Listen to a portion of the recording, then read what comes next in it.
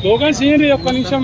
Retirement benefits retirement benefits ఉద్యోగ భద్రత ఉద్యోగ భద్రత ఉద్యోగ భద్రత గౌరవ వేతనం మాకద్దు కనీస వేతనం కావాలి గౌరవ వేతనం మాకద్దు కనీస వేతనం కావాలి అంగన్వాడీల ఐక్యత అంగన్వాడీల ఐక్యత అంగన్వాడీల ఐక్యత సమస్యలు పరిష్కరించేంత వరకు సమస్యలు పరిష్కరించేంత వరకు సమస్యలు పరిష్కరించేంత వరకు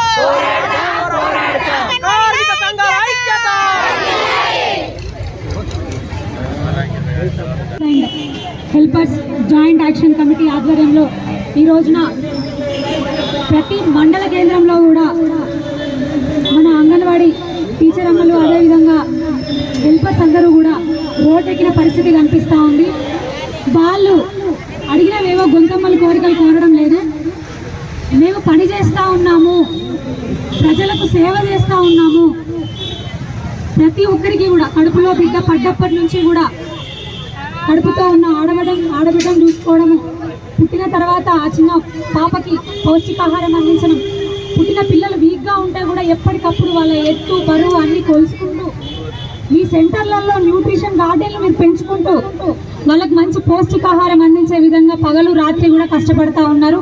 అది మాత్రమే కాకుండా గవర్నమెంట్ చేసినటువంటి ప్రతి సర్వేలో కూడా, రాష్ట్ర ప్రభుత్వం చేస్తున్న ప్రతి సర్వేలలో కూడా, ఇంక్లూడింగ్ కరోనా టైంలో కూడా మీరు ప్రతి ఒక్కరూ కూడా భాగస్వామ్యమై ఇంటింటికి తిరిగారు. దానికి ప్రత్యేక సాక్షి నేను. మీ కష్టాలు ప్రత్యక్షంగా నేను చూశాను, మీతో పాటు అప్పుడు నేను తిరిగాను. పాపం ఇంత సేవ చేసినటువంటి ఈరోజు అంగన్వాడీ టీచర్ అమ్మలు, తెలంగాణ గడ్డ మీద పుట్టినటువంటి ఆడబిడ్డలు వీళ్ళు అడిగింది ఏంటి? మాకు ఒక కుటుంబం ఉంది, మా కుటుంబాన్ని పోషించుకోవాల్సిన బాధ్యత మా మీద ఉంది, కనీస జీతభత్యాలు అందించండి, మాకు కనీస ఉద్యోగ భద్రత కల్పించండి అని మాత్రం వీళ్ళు అడుగుతా ఉన్నారు. ఈ రోజున మహిళా సంక్షేమానికి పెద్దపీట అంటుంది తెలంగాణ రాష్ట్ర ప్రభుత్వం, మరి బీఆర్ఎస్ ప్రభుత్వం. ఇదేనా పెద్దపీట? కనీసం రోడ్డు మీద కూర్చున్న పరిస్థితి కనిపిస్తూ ఉంది. ఇదేనా మహిళల సంక్షేమం? ఎక్కడి నుంచి అండి మరి? ఓట్లనేటప్పుడు మాత్రం ఆడబిడ్డల ఓట్లయితే గుర్తుకొస్తాయి. సగభాగం ఆకాశంలో సగం మీరు, మిమ్మల్ని మేము పరిరక్షిస్తాం, మీకు పెద్దపీట ఇస్తామని. మరి ఆకాశంలో సగమైన వాళ్ళు ఇంత దారుణంగా ఆడుకునే పరిస్థితిలో కూర్చొని ఉన్నాం ఈ రోజు. మేము మా ఆడబిడ్డలు కూర్చొని ఉన్నారు. ఎందుకండి మేము యాచించాలి? కనీస హక్కుగా అడుగుతున్నారు, అయినా కూడా అడగనివ్వరా? కానీ రానున్న రోజుల్లో బిడ్డలు నిజంగా మీకు బుద్ధి చెప్తారు.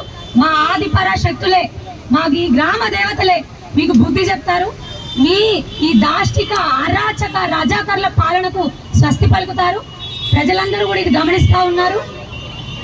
ఆకాశంలో సగభాగమైనటువంటి మేమే మిమ్మల్ని ఎక్కడా కూడా చోటు లేకుండా ఈ బీఆర్ఎస్ ప్రభుత్వాన్ని, బీఆర్ఎస్ నాయకులని గద్దె దింపి మరీ బుద్ధి చెప్తారు.